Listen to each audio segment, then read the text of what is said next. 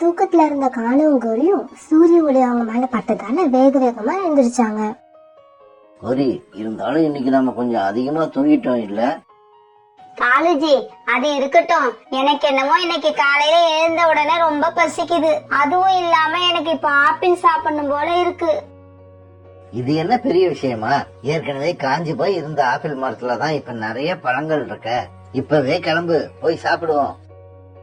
இப்படி பேசிக்கிட்ட காலுக்காகவும் கோரிக்காகவும் ஆப்பிள் மரத்தை நோக்கி பறந்து போனாங்க. இப்படி போன இவங்க ஆப்பிள் மரத்துல உட்காந்து ஆளுக்கு ஒரு ஆப்பிள சாப்பிட ஆரம்பிச்ச உடனே தூக்கத்துல இருந்த ஆப்பிள் மரம் கண் விழிச்சு பார்த்தது. காலுவையும் கோரியையும் பார்த்ததுக்கு ரொம்ப கோபம் வந்தது. காலு, கோரி, உங்க 2 பேருக்கும் எவ்வளவு துணிச்சல்! என்ன ஒரு வார்த்தை கூட கேட்காம எப்படி என்னோட ஆப்பிள்களை பறிச்சீங்க? அதுவும் நான் தூக்கத்துல இருக்கிறப்ப. உங்களால என் தூக்கம் இப்ப கெட்டு போச்சு. என் தூக்கத்தை கெடுத்தது எவ்வளவு பெரிய தப்புன்னு இப்ப நான் உங்களுக்கு புரிய வைக்கிறேன். இப்படி சொன்ன மரம் தன்னோட கிளைகளை வேகமா இப்படியும் அப்படியும் ஆட்ட காலுவும் கோரியும் பரிதாபமா கீழே விழுந்தாங்க. ஐயோ காலுஜி, என்னால எழுந்து நிக்க முடியுமான்னே சந்தேகமா இருக்கு. என்னோட இடுப்பு எலும்பு உடைஞ்ச மாதிரி ஒரு சத்தம் வேற கேட்டுச்சு.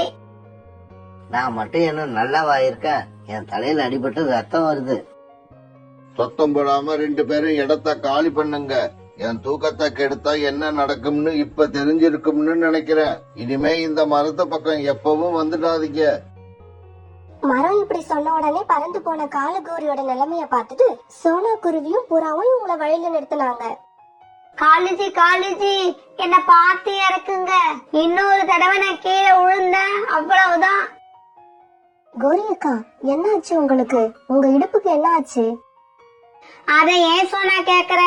நம்ம காட்டுல ஆரஞ்சு மரத்துக்கு பக்கத்துல ஒரு ஆப்பிள் மரம் இருக்குல்ல, ரொம்ப பசியா இருந்ததால நானும் காலுஜியும் ஆப்பிள் சாப்பிட்டு வரலான்னு அந்த மரத்துக்கு போனோம். ஆளுக்கு ஒரு ஆப்பிள தான் கடிச்சிருப்போம். அந்த மரத்துக்கு என்ன ஆச்சுன்னே தெரியல. வெறி பிடிச்ச மாதிரி அந்த மரம் அப்படி ஒரு ஆட்டம் ஆடி எங்க 2 பேரையும் கீழே தள்ளிடுச்சு. கீழே விழுந்ததுல எனக்கு என்னமோ இடுப்பு எலும்பு முறிஞ்ச மாதிரி இருக்கு. காலுஜிக்கு தலையில அடிபட்டுடுச்சு. கோரி அக்கா, நீங்க என்ன சொல்றீங்க?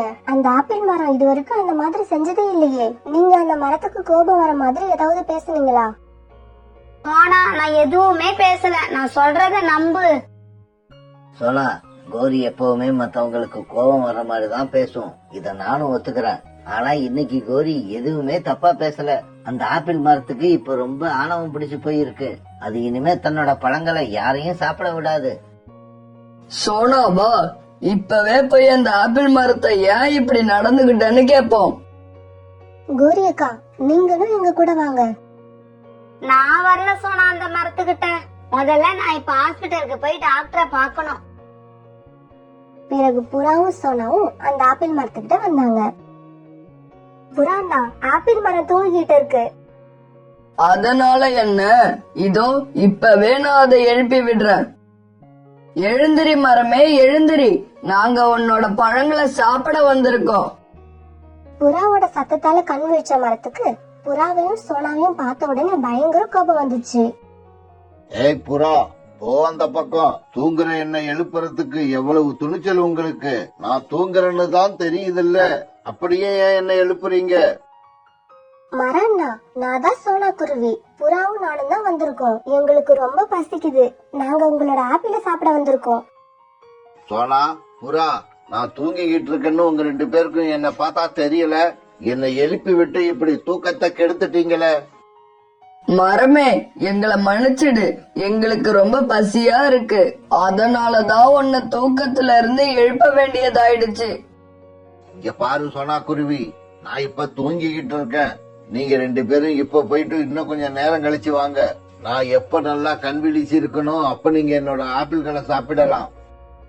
இப்படி சொன்ன மரம் உடனே கண்களை மூடி தூங்க ஆரம்பிச்சிடுச்சு. சோனா, நம்ம இப்ப என்ன பண்றது? மரம் மறுபடியும் தூங்க ஆரம்பிச்சிடுச்சு. அதனால பரவாயில்ல புறானா, நாம இன்னும் கொஞ்ச நேரம் கழிச்சு வருவோம். அப்ப கண்டிப்பா ஆப்பிள் மரம் விழிச்சிருக்கும். இப்ப நாம கிளம்புவோம். இப்படி சொல்லிட்டு சோனா குருவியும் புறாவும் அங்கிருந்து கிளம்புனாங்க. அப்படி கிளம்புனவங்க காலுக்காகத்தோட வீட்டுக்கு போனாங்க. திரும்பி வந்த புறாவையும் சோனாவையும் பார்த்த காலுக்காகவும் கோரிக்காகவும் கிண்டல் பண்ணாங்க. என்ன புறா, வயிறு முட்டை ஆப்பிள் சாப்பிட்டு வர்ற மாதிரி இருக்கு. சோனா, நீ இருந்தாலும் ரொம்ப மோசம். எங்களுக்கும் கொஞ்சம் ஆப்பிள் பறிச்சுக்கிட்டு வந்திருக்கலாம். நீங்க 2 பேரும் சொன்னது சரிதான். அந்த ஆப்பிள் மரத்துக்கு கொஞ்சம் ஆணவம் வந்திருக்கிறது உண்மைதான். அப்படி இல்ல புறாண்ணா, அது தூக்கத்துல இருந்து எழுந்தா எல்லாரையும் பழம் சாப்பிட அனுமதிக்கும்னு நான் நம்புறேன். சோனா, உனக்கு நல்ல மனசு இருக்கிறதால நீ எல்லாரையும் நல்லவங்களாவே நினைக்கிற. மரம் நல்லா தூங்கி எழுந்திருச்சதுக்கு அப்புறம் ஒரு தடவை போய் முயற்சி பண்ணி பாரு. உனக்கு உண்மை என்னன்னு அப்பதான் தெரியும். சரி புறாண்ணா, வாங்க போவோம். மரம் இந்நேரம் நல்லா தூங்கி விழிச்சிருக்கும்னு நினைக்கிறேன். பிறகு புறாவும் சோனா குருவியும் அந்த ஆப்பிள் மரத்துக்கிட்ட போனாங்க. மரம் இப்பவும் நல்லா தூங்கிக்கிட்டு தான் இருந்துச்சு. சோனா குருவி மறுபடியும் மரத்தை தூக்கத்துல இருந்து எழுப்புச்சு. மரம் புறாவையும் சோனாவையும் பார்த்துட்டு மறுபடியும் கோபமாயிடுச்சு. மறுபடியும் 2 பேரும் வந்துட்டீங்களா? உங்களுக்கெல்லாம் ஒரு தடவை சொன்னா புரியாது. மறுபடி வந்து என் தூக்கத்தை கெடுத்துக்கிட்டே இருக்கீங்க. மரம்னா, நாங்க கொஞ்சம் ஆப்பிள் பறிச்சுக்கிறோம், அதுக்கப்புறம் நீங்க உங்களோட இஷ்டம் போல தூங்கலாம். இல்ல அது முடியாது. என் மனசுல எப்ப படுதோ அப்பதான் உங்களை ஆப்பிள்களை பறிக்க அனுமதி கொடுப்பேன். நாளைக்கு வந்து பாருங்க, அப்ப கூட நான் கொடுக்கணும்னு நினைச்சாதான் கொடுப்பேன். காலண்ணா சொன்னது உண்மைதான் போல இருக்கு. உங்களோட பேச்சுல இப்ப கொஞ்சம் ஆணவம் தெரியுது. ஆமா, நான் ஆணவம் பிடிச்சுதான் இருக்கேன். இந்த காட்டுல என்ன விட்டா வேற ஆப்பிள் மரமே கிடையாது. அதனால நீங்க என்ன சுத்தி சுத்தி வந்துதான் ஆகணும். மரம்னா, பழசெல்லாம் மறந்துடாதீங்க. ஒரு காலத்துல நீங்க காஞ்சு போய் இருந்தப்ப நானும் புறாவும் தான் தண்ணி ஊத்தி உங்களுக்கு உயிர் உண்டாக்கணும். நீங்க 2 பேரும் எனக்கு உதவி பண்ணிருக்கலாம். அதுக்காக காலம் பூரா உங்களுக்கு நான் அடிமையா இருக்கணும்னு அவசியம் இல்ல. மரம்னா, நீங்க எனக்கு அடிமையாலாம் இருக்க வேண்டாம். எங்களை இப்ப ஆப்பிள் சாப்பிட அனுமதிச்சா போதும். நீங்க எனக்கு உதவி செஞ்சதுக்கு பதிலா உங்களுக்கு எவ்வளவோ ஆப்பிள்களை இதுவரைக்கும் நான் கொடுத்திருக்கேன். இதுக்கப்புறம் நான் எதுவுமே உங்களுக்கு தர மாட்டேன். என்னோட நிழல்ல கூட நீங்க 2 பேரும் நிக்க கூடாது. போங்க இங்க இருந்து. மரம்னா, உங்களுக்கு இருந்த நோயை சரி பண்ண பக்கத்து காட்டுக்கு போய் நாங்க மருந்து கொண்டு வந்தது எல்லாம் இவ்வளவு சீக்கிரமா மறப்பீங்கன்னு நான் நினைக்கவே இல்லை. சோனா, பழைய வாழ்க்கையை எல்லாம் இப்ப இந்த மரம் சுத்தமா மறந்து போயிடுச்சு. இனி இந்த மரத்துக்கிட்ட நம்ம என்ன பேசினாலும் அது வேஸ்ட் தான். வா கிளம்புவோம் இங்க இருந்து.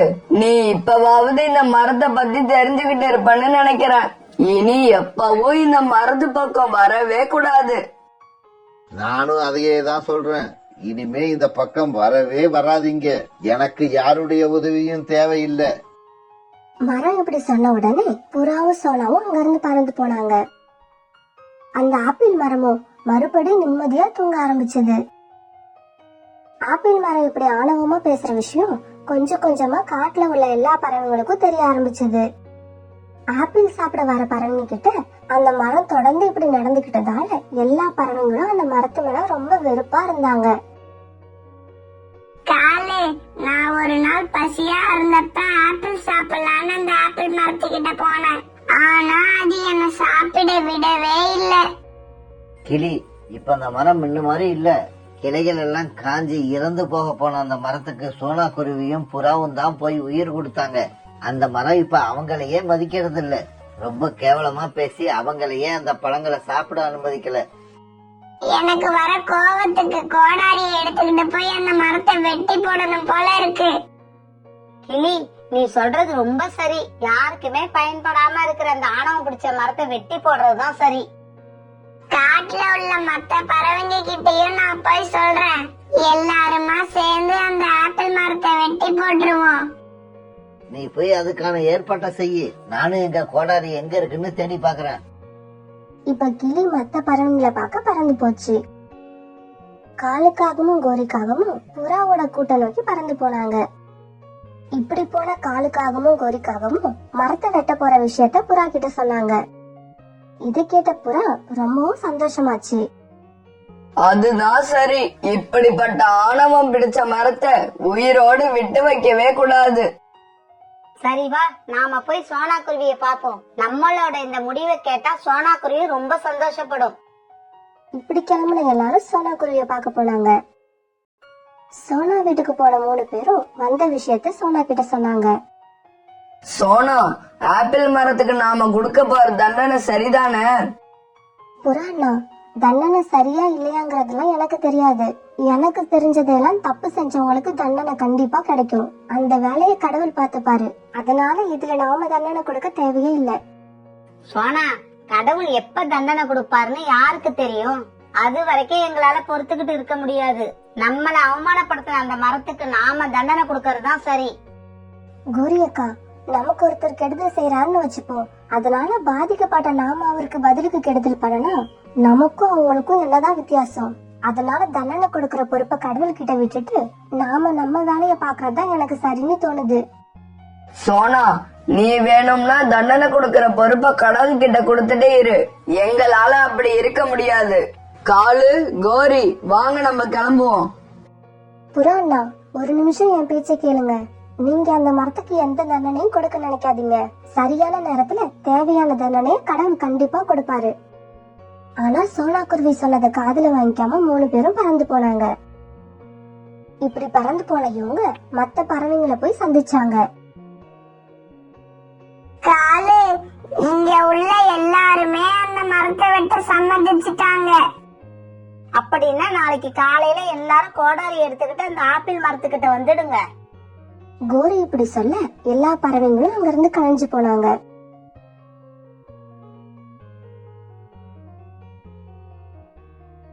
ஏற்கனவே பேசிக்கிட்டபடி எல்லா பறவைங்களும் கோடாரி எடுத்துக்கிட்டு அந்த ஆப்பிள் மரத்தை நோக்கி பறந்தாங்க. இப்படி பறந்து அந்த ஆப்பிள் மரத்துக்கிட்ட போய் உட்கார்ந்த இவங்க அந்த மரத்தை பார்த்துட்டு ரொம்ப அதிர்ச்சி ஆயிட்டாங்க. ஏன்னா அந்த மரத்தை ஏற்கனவே யாரோ வெட்டி போட்டு இருந்தாங்க. அந்த மரத்தை யார் வெட்டி போட்டிருப்பான்னு எல்லா பறவைங்களுக்குமே ஒரு பெரிய குழப்பம் வந்தது. கிளி, நீ தான் அந்த மரத்து மேல ரொம்ப கோபமா இருந்த, அதனால ராத்திரியே வந்து வெட்டி போட்டுட்டியா? இல்ல இல்ல, எனக்கு என்னவோ கோரிக்காக மேலதான் சந்தேகமா இருக்கு. கோரிக்காகம் கூட ஆப்பிள் மரத்து மேல ரொம்ப கோபமா இருந்தது. இல்ல இல்ல, உண்மையிலே சொல்றேன், நான் வெட்டல. நான் கூட இந்த மரத்தை வெட்டவே இல்ல. இத யாரு வெட்டினாங்கன்னே எனக்கு தெரியல. இப்படி யாருமே வெட்டலன்னு சொன்னா இந்த மரத்தை யாருதான் வெட்டிருப்பா? எல்லாரும் கொஞ்சம் அமைதியா இருங்க. உண்மையை கண்டுபிடிக்க என்கிட்ட ஒரு வழி இருக்கு. காலேஜி, உண்மையை தெரிஞ்சுக்க என்ன வழி? சீக்கிரம் சொல்லுங்க. எனக்கு இந்த மரத்தை யாரு வெட்டனான்னு தெரிஞ்சுக்க ரொம்ப ஆர்வமா இருக்கு.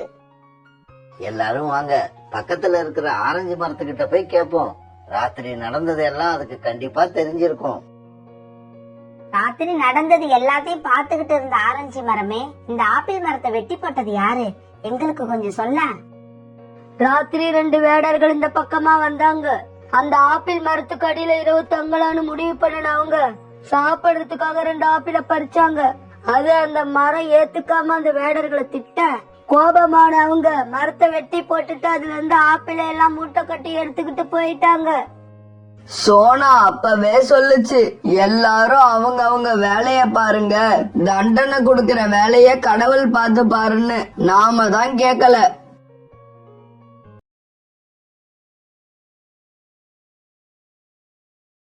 மீனா குருவியும் சோனா குருவியும் நீண்ட காலமா நல்ல தோழியா இருந்தாங்க. இதுல ஒருத்தருக்கு ஒரு கஷ்டம்னா இன்னொருத்தர் கூடயும் நின்னு உதவி பண்ணுவாங்க. சுருக்கமா சொல்லணும்னா ஒருத்தருக்கு ஒருத்தர் நல்லா புரிஞ்சுக்கிட்டு இணை பிரியாம வாழ்ந்து வந்தாங்க. 2 பேருடைய கூடம் பக்கத்து பக்கத்துலயே இருந்தது. இவங்க வீட்டுக்கு பக்கத்துல காலுக்காகத்தோட வீடு இருந்தது. காலுக்காகத்தோட மனைவிக்கு சோனாவும் மீனாவும் ஒத்துமையா இருக்கிறத பார்த்து ரொம்ப பொறாம. அதுவும் எவ்வளவோ தடவை 2 பேரோட ஃப்ரெண்ட்ஷிப்பையும் கட் பண்ணி விட ரொம்ப ட்ரை பண்ணுச்சு. ஆனா ஒவ்வொரு தடவையும் கோரிக்காகத்தோட முகத்துல கரிய பூசினாங்களே தவிர தங்களோட ஃப்ரெண்ட்ஷிப்பை விடவே இல்லை. இதனால கோரிக்காகத்தோட பொறாம அதிகமாச்சே தவிர குறையவே இல்லை. காலுஜி, சோனா குருவிக்கும் மீனா குருவிக்கும் இடையில சண்டையை உண்டாக்க நான் மட்டும் தனியா எவ்வளவு கஷ்டப்பட்டு இருக்கேன். கொஞ்சமாவது நீங்க ஏதாவது ஐடியா தரீங்களா? என்ன கேட்டா நீ அவங்க கூட நல்லா பழகு, ஃப்ரெண்ட்ஸ் ஆயிடு. அதுக்கப்புறம் நீ இப்படி பொறாம பிடிச்சு அலைய மாட்ட. காலுஜி, உங்களை ஐடியா கேட்டதுக்கு எனக்கு இதுவும் வேணும் இன்னமும் வேணும். தயவு செய்து நீங்க எனக்கு எந்த ஐடியாவும் கொடுக்க வேணாம். இந்த விஷயத்த நான் தனியாவே ஹேண்டில் பண்ணிக்கிறேன். இப்பவே நான் எங்க அம்மாவை போய் பார்க்க போறேன். அவங்கதான் குடும்பத்தை பிரிக்கிறதுக்கு ஐடியா கொடுக்கறதுல எக்ஸ்பர்ட். அது என்னவோ உண்மைதான். நீ உங்க அம்மா கிட்ட போனீன்னா நம்ம குடும்பத்தையும் பிரிக்க ஏதாவது வழி இருக்கான்னு கேட்டுட்டு வா. மீதி இருக்கிற நாட்கள்லயாவது நான் நிம்மதியா இருப்பேன். பிறகு கோரி காலுவை ஒரு முறைப்பு முறைச்சிட்டு தான் அம்மா வீட்டுக்கு கிளம்பி போச்சு. வா வா, என்ன செய்தி, எப்படி இருக்க? அம்மா, சோனா குருவியையும் மீனா குருவியையும் பிரிக்க முயற்சி பண்ணுனா எனக்கு தொடர்ந்து தோல்விதான் வருது. எனக்கு ரொம்ப அவமானமா இருக்கு. உன்னை என் பொண்ணுன்னு சொல்லிக்க எனக்கு கூட தாண்டி அவமானமா இருக்கு. உங்க அம்மா 1/2 மணி நேரம் உட்காந்து யோசிச்சா 5 குடும்பத்தை பிரிப்பா. அவளுக்கு பொண்ணா பிறந்துட்டு ஒரே ஒரு ஃப்ரெண்ட்ஷிப்பை பிரிக்க இவ்வளவு கஷ்டப்படுறியடி. சரி சரி, அந்த மீனா குருவி சோனா குருவி அவங்களோட அன்றாட நடவடிக்கைகளை எனக்கு சொல்லு, அதுக்கப்புறம் என்ன செய்யலாம்னு சொல்றேன். கோரிக்காக அம்மா கேட்ட மாதிரி சோனா மீனாவோட நடவடிக்கை எல்லாம் தெளிவா எடுத்து சொல்லுச்சு. கோரி சொன்னதை எல்லாம் கேட்ட கோரியோட அம்மா கோரியோட பக்கத்துல போய் கோரியோட காதுல என்னவோ சொல்லுச்சு. அதை கேட்ட உடனே கோரியோட முகம் பிரகாசமாச்சு. அம்மா, ரொம்ப தேங்க்ஸ்மா. அடியே கோரி, இனிமே இந்த மாதிரி ஐடியா வேணும்னா என்ன பார்க்க இவ்வளவு தூரம் வர வேண்டாம். டிவி வாங்கி வச்சுக்கிட்டு தினமும் ஒரு சீரியல் பாருடி போதும். குடும்பத்தை பிரிக்கிறதுக்கு நீ 10 பேருக்கு ஐடியா சொல்லலாம். பிறகு கோரி ரொம்ப சந்தோஷமா அம்மா வீட்டுல இருந்து கிளம்புச்சு. என்ன கோரி, அம்மாவை பார்க்க போனீங்க, என்ன ஆச்சு? காலுஜி, எப்ப நீங்க எனக்கு உதவ நினைக்கலையோ அப்ப இத பத்தி எதுவும் கேட்கவும் கூடாது. இந்த கோரி நடத்தி காட்டுவா, அப்ப பாத்துங்க. பிறகு ராத்திரி ஆயிடுச்சு. காலுவும் கோரியும் படுத்து தூங்கிட்டாங்க. மறுநாள் பொழுது விழுந்துச்சு. அன்னைக்கு காலையிலேயே சீக்கிரமா எழுந்த கோரிக்காகவும் சோனா மீனாவோட நடவடிக்கை எல்லாம் கவனிச்சுக்கிட்டே இருந்துச்சு. சோனா, நானும் குக்குவும் நதியில குளிக்க போறோம், நீயும் வரியா? இல்ல மீனா, சிச்சுவுக்கு கொஞ்சம் காய்ச்சலா இருக்கு. இப்ப நான் வந்து குளிச்சா இவனும் குளிக்கணும்னு அடம் பிடிப்பான். அதனால நான் வரல, நீ போயிட்டு வா. அதுவும் இல்லாம இவனை டாக்டர் கிட்ட வேற அழைச்சுக்கிட்டு போகணும். இத கேட்ட மீனா குக்குவை தூக்கிக்கிட்டு நதி பக்கம் பறந்து போச்சு. மீனா போய் கொஞ்ச நேரம் கழிச்சு சோனா குருவி தன்னோட குழந்தைய தூக்கிட்டு டாக்டர் கிட்ட போச்சு. இந்த சமயத்தை எதிர்பார்த்துக்கிட்ட அந்த கோரி வேகமா போய் குளிக்க போற மீனா குருவி கைட்டி வச்சிருந்த நெக்லஸ் எடுத்து சோனா குருவி கூட்டுல இருந்த இலைக்கு அடியில வச்சது. இப்படி வச்ச கோரி அதுக்கப்புறம் தன்னோட கூட்டுக்கு போய் நடக்கிறத வேடிக்கை பார்க்க துவங்குச்சு.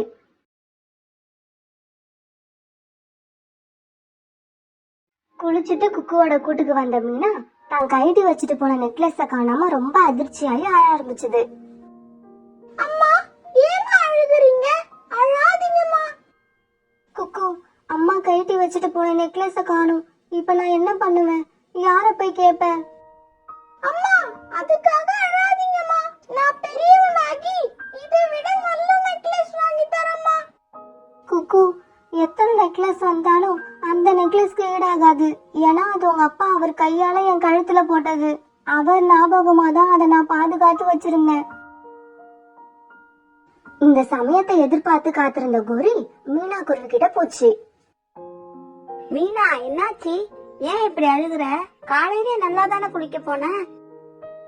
கோரி அக்கா, குளிக்க போறப்ப கழட்டி வச்ச நெக்லஸ் காணும். எங்க போச்சுன்னு தெரியல, யார் எடுத்தாங்கன்னு தெரியல. அடடா, இது எப்படி நடந்தது? அந்த நெக்லஸ் உன் கழுத்துக்கு எவ்வளவு அழகா இருக்கும்.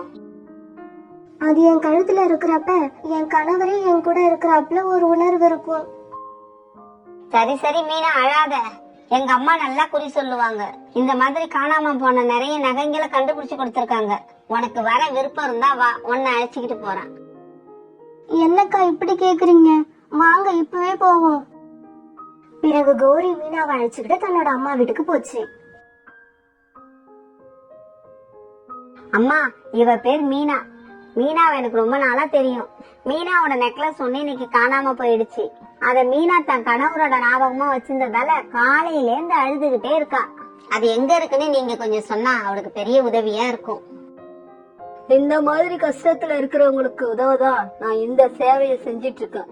2 நிமிஷம் எதுவும் பேசாம இருங்க. இப்படி சொன்ன கோரியோட அம்மா தன்னோட இரு கண்களையும் மூடி தானத்துல இருக்கிறாப்ல கொஞ்ச நேரம் நடிச்சிட்டு பிறகு கண்களை திறந்தாங்க. நம்பவே முடியல. இந்த காலத்துல பொருட்களை திருடி போறவங்க வெளியில இருந்து வர்றது இல்ல. மீனா விஷயத்துல அதுதான் நடந்திருக்கு. பொருள் இப்ப மீனாவோட உயிர் தோழி கிட்ட தான் இருக்கு. உயிர் தோழியா? மீனாவோட உயிர் தோழினா அது சோனாதான். இல்லம்மா, அப்படி இருக்காது.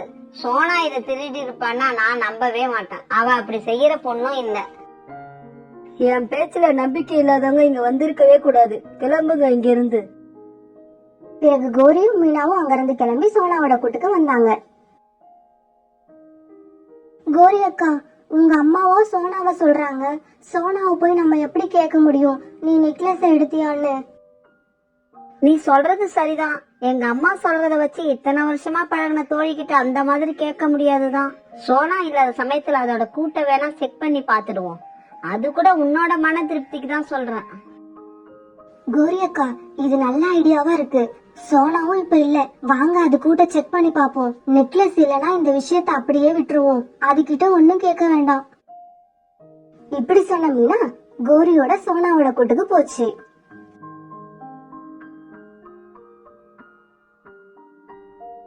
கோரியும் மீனாவும் சோனாவோட கூட்டுல தேடி பாக்குறப்ப அங்க நெக்லஸ் இருந்தது. அத பார்த்த மீனாவுக்கு சோனா மேல ரொம்ப கோபம் வந்தது. அதனால எதுவுமே பேசாம உட்கார்ந்து இருந்தது. இந்த சமயத்துல டாக்டர் கிட்ட போன சோனாவும் சிச்சுவோட கூட்டுக்கு திரும்பிச்சு. மீனா, சிச்சுவுக்கு டாக்டர் மருந்து கொடுத்திருக்காரு. இன்னும் 2 நாள் அவன் மேல தண்ணியே படக்கூடாதாம். நல்ல வேளை அவனை காலையில குளிக்க வைக்கல. சோனா, ஏன் இப்படி செஞ்ச? நான் என்ன செஞ்சேன்? இந்த நெக்லஸ் வேணும்னு கேட்டிருந்தா நானே உனக்கு கொடுத்திருப்பேன். அதை திருண்ட பாரு. அந்த செயல் ரொம்ப கேவலமா இருக்கு. என்ன மீனா இப்படி பேசுற? நான் ஏன் உன்னோட நெக்லஸ் திருட போறேன்? அத நீ உன்னோட கணவர் ஞாபகமா வச்சிருந்தன்னு எனக்கு தெரியாதா? நான் இது எடுக்கவே இல்ல. இது உன்னோட கூட்டுல இருந்து கிடைக்கலனா நானும் அப்படிதான் நினைச்சிருப்பேன். கையும் களவுமா மாட்டினதுக்கு அப்புறம் பொய் சொன்னா தப்பிக்க முடியாது. நீ ஒத்துக்கிட்டாலும் சரி, இல்லன்னு சொன்னாலும் சரி, நான் சொல்றேன், இது நீ தான் எடுத்திருக்க. இந்த நிமிஷத்துல இருந்து நீ என் ஃப்ரெண்டே கிடையாது. நமக்குள்ள இனி எந்த பேச்சும் கிடையாது. இப்படி சொல்லிட்டு மீனா கோபமா தன்னோட கூட்டுக்கு போக, பிறகு கோரியும் வந்த வேலை முடிஞ்சதுன்னு நினைச்சு அங்கிருந்து கிளம்பிச்சு. அம்மா, மீனா ஆண்டி ஏன் கோபமா போறாங்க? தெரியலடா செல்லம். நம்ம வாழ்க்கையில நடக்கிற நல்லது கெட்டது இது எல்லாத்தையும் நம்ம கூட நிக்க ஒரு நல்ல தோழி இருக்கான்னு நினைச்சேன். இப்ப அது இல்லாம போயிடுச்சு. கடவுளே, மீனா என்கிட்ட பேசுறதும் பேசாததும் அவ இஷ்டம். ஆனா நான் நெக்லஸ திருடலங்கிறது அவளை எப்படியாவது உணர்வை. அது போதும் எனக்கு. அம்மா அழாதம்மா. மீனா ஆண்டி போனா போட்டுமா, நான் அவ கூட இருப்பம்மா. அழாதம்மா. இப்படி சொன்ன மகனை அழைச்சுக்கிட்டு சோனா இன்னும் அழுதுச்சு. அன்னைக்கு ராத்திரி ஆச்சு.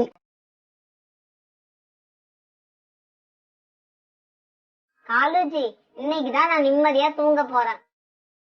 கோரி, நீ செய்யறது சரியில்லை.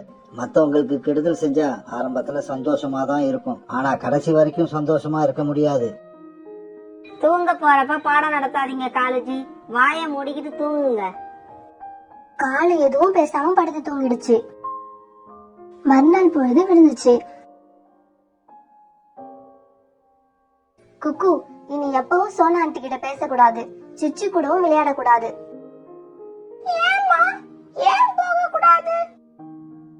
எதிர்கேள்வி எல்லாம் கேட்காத, சொன்னதை செய். குக்கு, கீழே வா, விளையாடலாம். சிச்சு கூட்ட உடனே குக்குவும் கீழே போனா. இப்ப தண்ணீர் குடிக்க போன மீனா குருவி கூட்டுக்கு வந்த உடனே குக்குவை பார்த்துட்டு இப்படி கத்துச்சு. குக்கு, மேல வா. நான் காலையில தானே சொன்னேன் அவன் கூட விளையாட கூடாதுன்னு.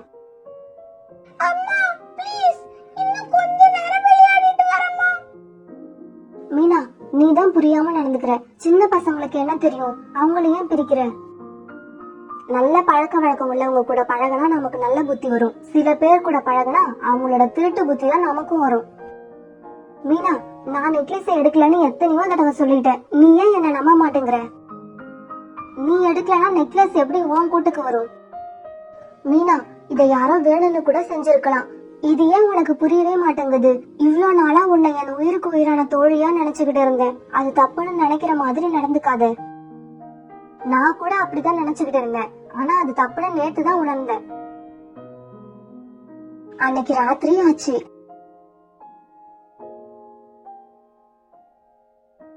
அம்மா, இனிமே குக்கு ஆமாண்டி செல்லம், பேச மாட்டான். ஆமா பேச மாட்டான். நம்ம இங்க இருந்தா தானே பேசுவான். நம்ம வேற எங்கேயாவது போயிட்டோம்னா எப்படி பேசுவான்? நீ சொல்றது எனக்கு எதுவும் புரியலமா. நாளைக்கு காலையில புரியும். பேசாம தூங்கு. 2 நாட்கள் நிம்மதியா தூங்கி கண் விழிச்ச கோரிக்கு இன்னைக்கு அப்படி இல்ல. காலையில கண் விழிச்சு பார்த்த உடனே அவளுக்கு எல்லாமே இருட்டா இருந்தது.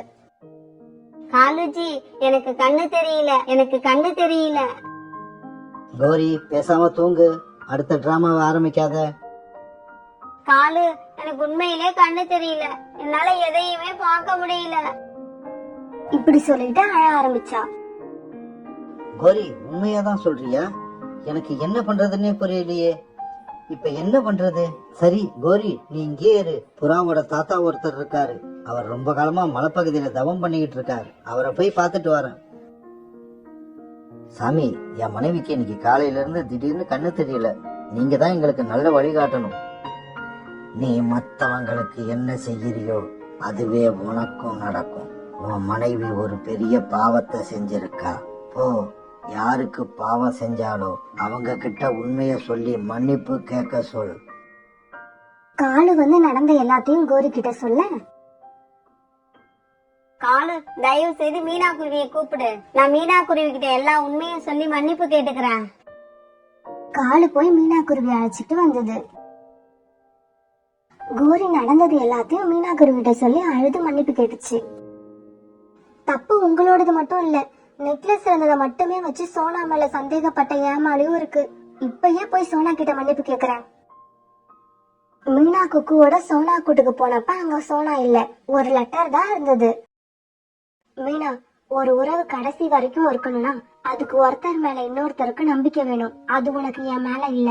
உன் இடத்துல நான் இருந்திருந்தா மீனா இத கண்டிப்பா செஞ்சிருக்க மாட்டான்னு உறுதியா சொல்லுவேன். ஆனா உன்னால அப்படி சொல்ல முடியல.